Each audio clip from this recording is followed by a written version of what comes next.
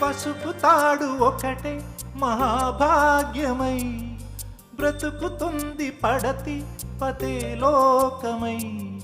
మగని మంచి కోసం పడే ఆర్తిలో సతిని మించగలరా మరే ఆప్తులు.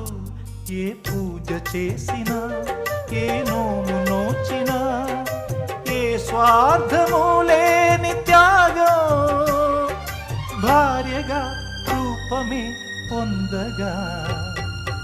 అపురూపమైనదమ్మ ఆడజన్మ, ఆ జన్మకు పరిపూర్ణత ఇల్లాలమ్మా.